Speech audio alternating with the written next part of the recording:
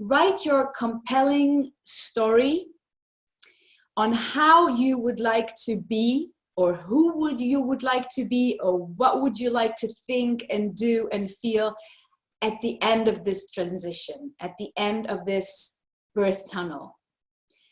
Take the time to sit with yourself and just journal as a writer, as a composer, as a director, and write your own compelling story.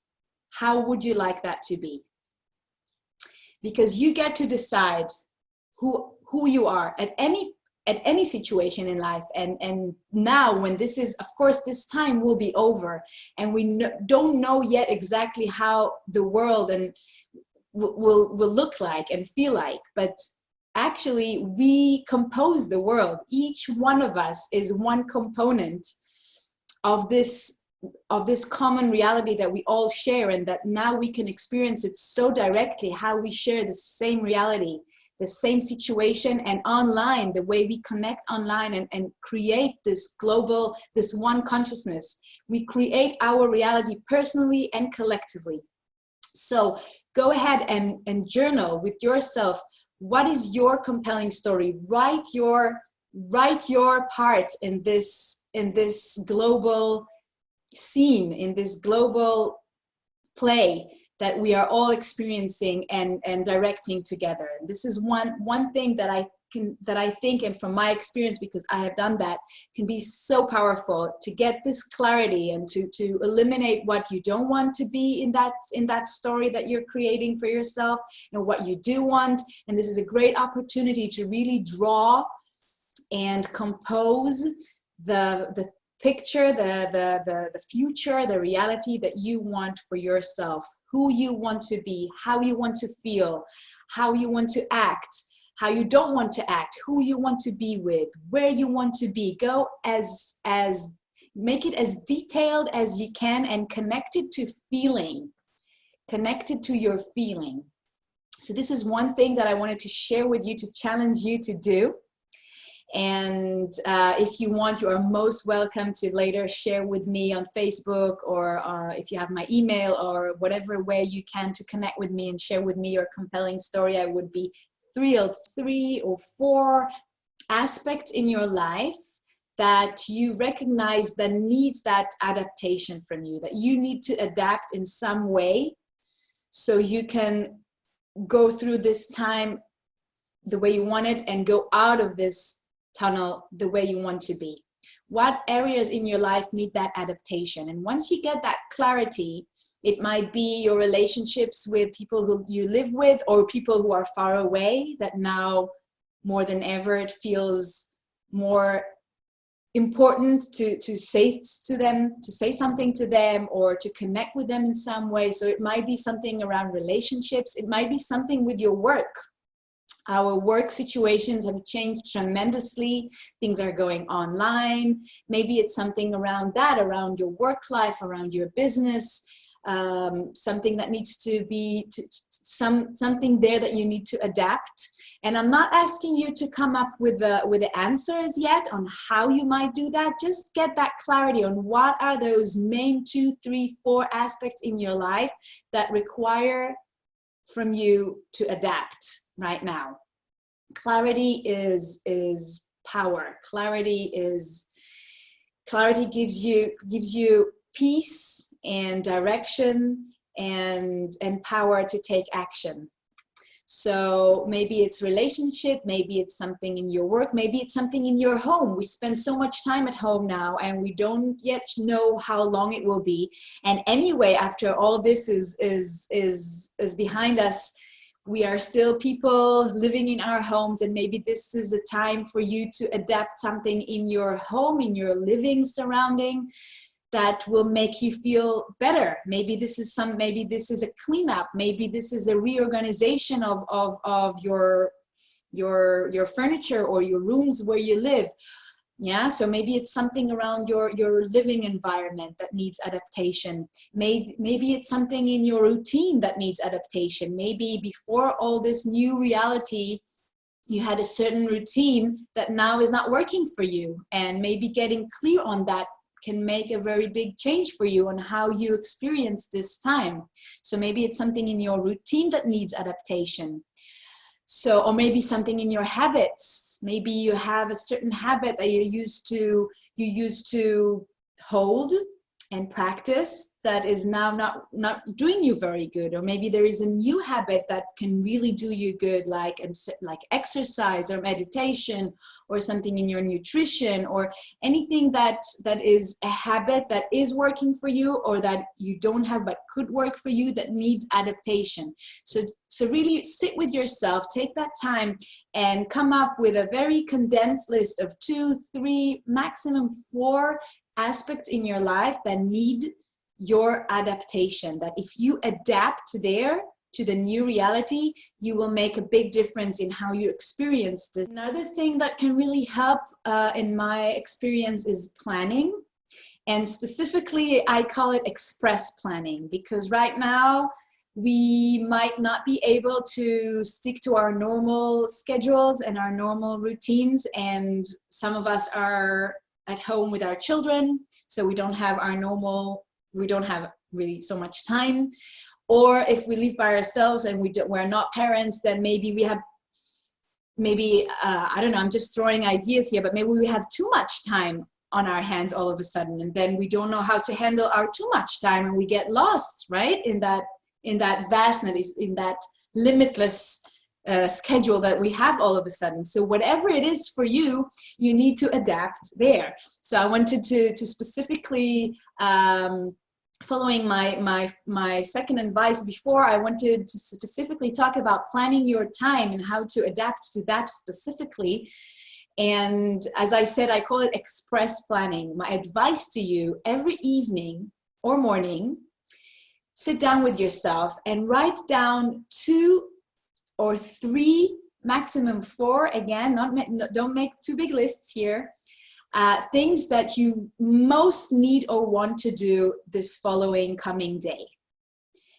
And then for each one of these 2, 3, maximum 4 things that you most need or want to do in the following day, in the coming day, write down to each one of them why it is important for you to do and get these things done. Why? This is a crucial thing. We need to be motivated, and our motivation to do something comes from our connection to why it is important to us. Yeah. So it's not enough, especially now, I think might be not enough to write the things that the normal to-do list.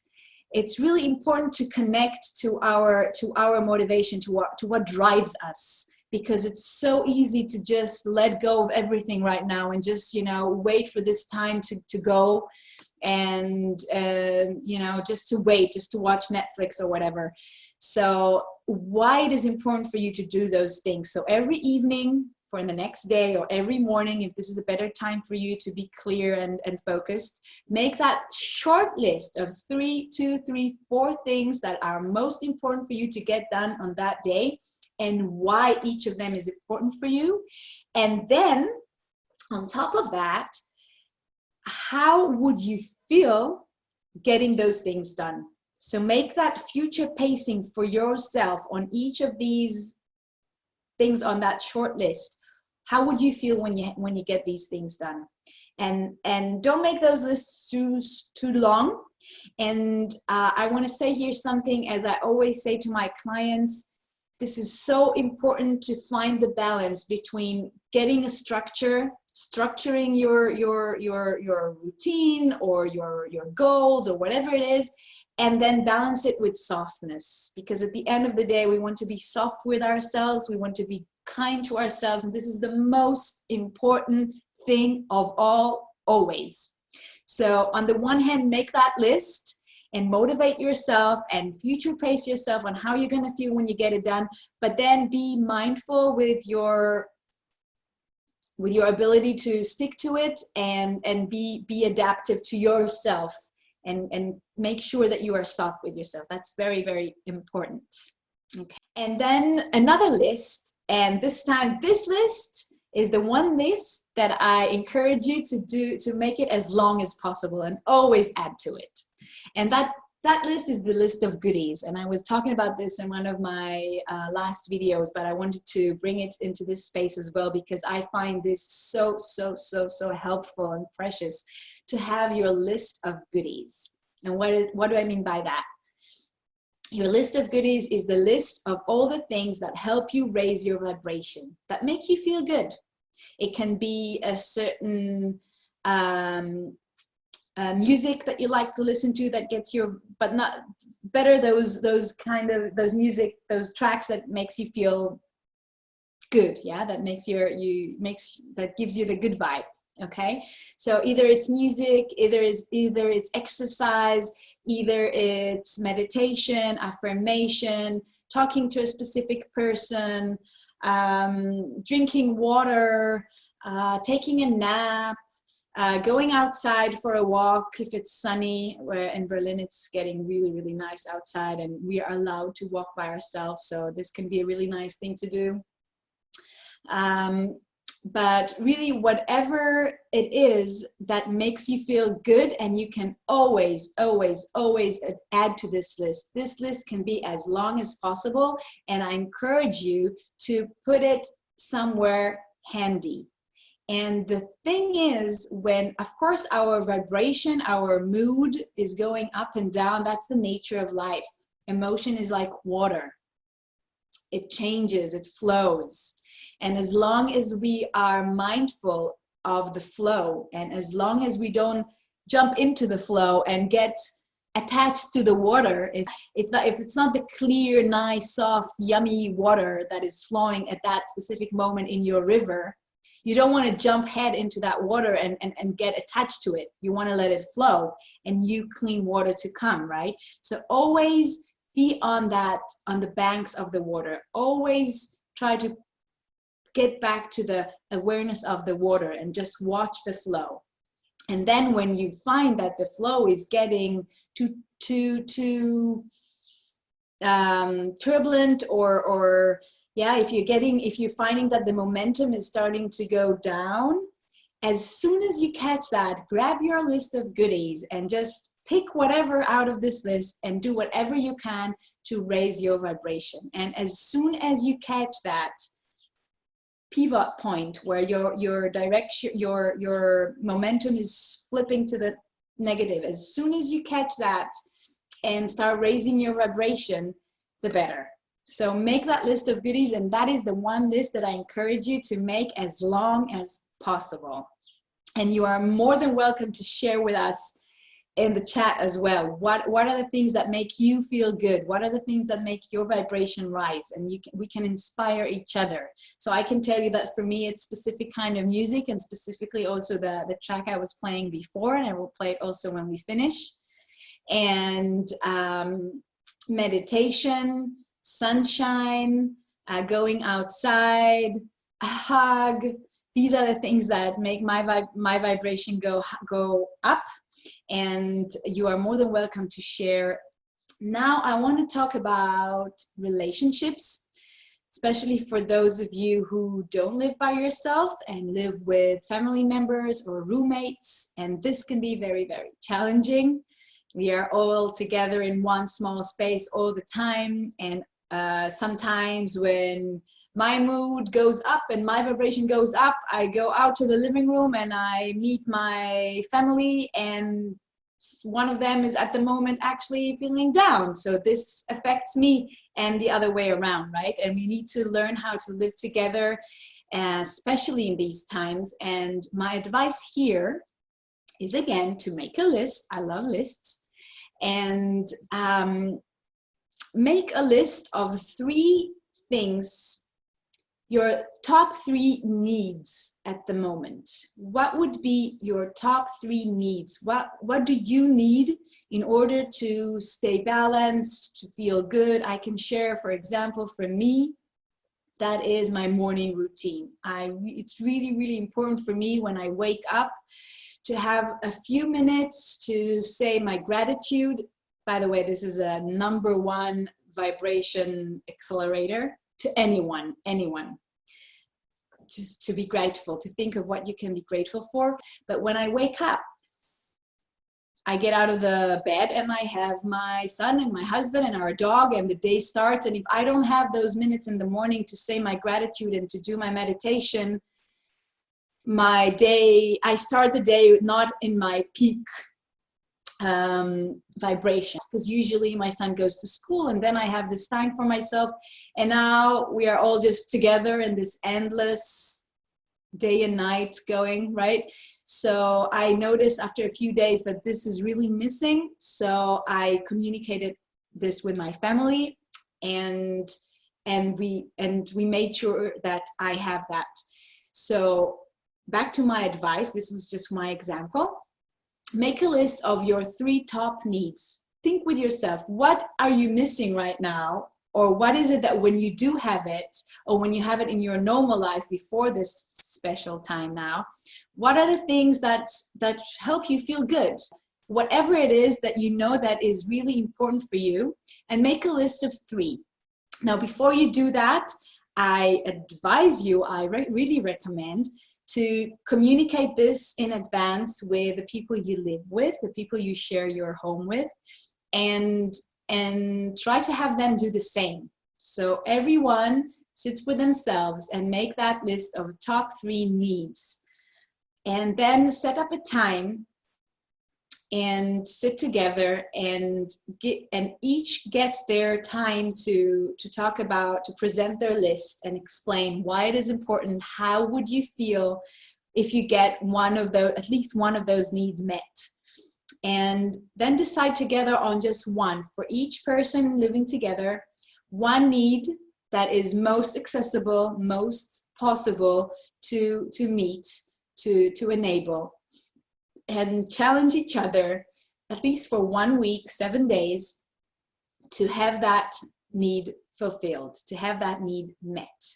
And I think doing this will first give you the clarity on what you need, and each of the people living together have their own clarity on that. And then it will give you also the feeling, each one will get their time to talk about their needs. And this is something not to be taken for granted. For us to feel heard, for us to really, you know, because what usually happens, what many times happens when we are in a relationship, especially with our most close ones, when our needs are not met, usually we communicate it in being frustrated, in being in complaining, in being angry, in shutting down. Depends on who you are and what is your personality type, but we don't communicate it openly because our need is not being met. And then it's an never-ending cycle of not communicating what you really need. So approaching this thing like this gives each, first, as I said before, the clarity on what you really need. Why are you feeling not balanced? Why are you feeling not satisfied in the relationship that you're having now with the people you live with, and now it is challenging more than ever. So it gives you that clarity, and then it gives you the opportunity to talk about what you most need in a way that is heard. You are giving yourself and the other people that you live with the opportunity to be heard and to feel heard and understood. This is golden. This is so, so, so important. And then after each gets their time, you decide on one need that is most accessible, most possible to be heard, to be met, to be supported. So this is my my advice in terms of relationships. And this is again dealing with stress or anxiety, because for a lot of people this time is very stressful, and it brings up a lot of fear and a lot of anxiety. So I wanted to share with you 5 things that you can do when you feel your anxiety is rising, if this is for you, if this is something that you deal with. So when our anxiety rises, hang on a sec, I have to take a sip of water here. When we feel anxious, what happens is that our thoughts makes our body think that there is danger. So if we're sitting at home and there's actually no real acute, evident, present reason to fear, it's only thinking about something that might happen or could happen that makes you feel fear, right? So this is our thoughts creating our emotions, affecting our body. So many times if you're really getting into that momentum, then you might experience bodily sensations that come with fear or with stress or with anxiety. So 5 things that you can do when this happens. First is to name your anxiety. When you find yourself getting into that momentum of thinking, what if I lose my job? What if I don't have money? What if I can't pay my rent? What if I get corona? What if my parents get corona? What if my kids get corona? What if we die? What if we all die? All these, and it can start from a post you read, from the news. Of course, they love making us feel fear. If you catch yourself doing that, and as I said before, it is very, very helpful to catch these things when they are early, when it just starts. But whenever you do, when you catch yourself in that momentum, first name it. Take a pen and paper and just start writing those thoughts the way I was just now demonstrating this. Just write it down. I'm feeling this, I'm thinking this, I think, yeah, write down all these thoughts and what you're feeling in your body and how it makes you feel emotionally. Just name your anxiety, name your fear. This can help so much, and research has shown that this helps directly to lower your anxiety level at that moment, okay? And this is, again, the power of clarity. And then the second thing you can do is to grade your anxiety. Ask yourself, okay, on a scale from 0 to 10, how anxious am I right now? How fearful am I right now? And this is, again, to give you clarity on where are you on that scale. And then you can do other things that I will share in a moment to further lower your anxiety, and then you can go back to that scale and check in with yourself. Is it getting lower? And I'm sure it will. So what else can you do to lower your anxiety? First is physical movement. Extensive physical movement, because if you are really in a situation of real danger, real physical danger, a lion in the room, someone's threatening to kill you, whatever, then you will not start doing jumping jacks or go out for a run, right? Because all of your energy, all of your focus automatically is directed to staying alive or running, but then it's running from danger. But if you start just doing jumping jacks or whatever it is, extensive physical activity that is not running away from danger, because there's no real danger to run away from, then you're signaling your body that is right now getting signals from your thoughts that there is danger.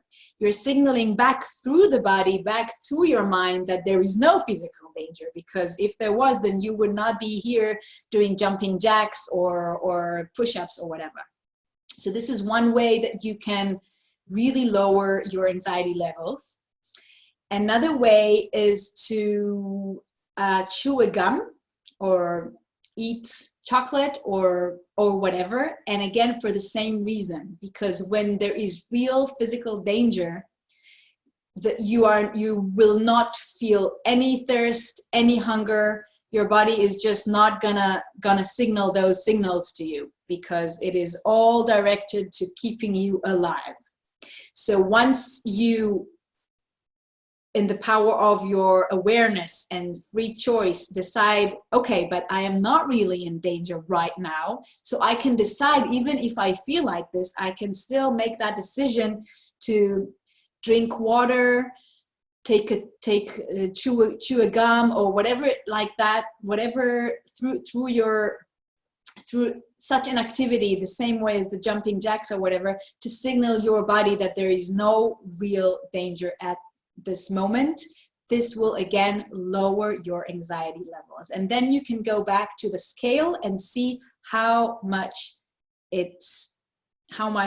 effect your decisions and action taking had on your anxiety level. So these are just 5 things. There are more things you can do, but these are 5 very simple things. Oh, and I forgot, excuse me, I forgot one last thing, and that is breathing.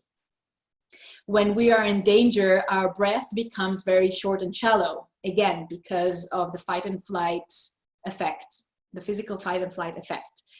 So, but because, again, there is no real danger, you can, in the power of your awareness, when you are aware that this is what is happening to you and this is all in your thought creating this fight and flight condition, you can decide consciously to extend and deepen your breath. And you can do that by counting your breath. Counting 5 for the inhale and 9 for the exhale. And repeat that again and again. This will make your breath deeper and slower. It will make your exhale longer than your inhale. And it will make your mind busy counting. So you have a double effect here. So now you have the 5 things you can do when you feel your anxious or anxiety or fear levels rising. And the sooner the better. So I will say them again shortly. We have naming your anxiety, just starting to journal and describing to yourself what you're experiencing. Grading your anxiety on a scale from 1 to 10. How anxious are you right now? Doing some extensive physical activity like jumping jacks or push-ups. Chewing a gum or eating something or drinking something to signal your body that there is no real danger right now. And counting your breath, counting 5 for the inhale, 9 for the exhale, and repeating that a few times. And then you can go back to your scale and see how your anxiety level is actually lowering. So this was the last tip or advice or idea that I wanted to share with you. And I hope this has been helpful and inspiring for you. And if you have any questions or any comments that you would like to share, you are more than welcome to put it now in the chat.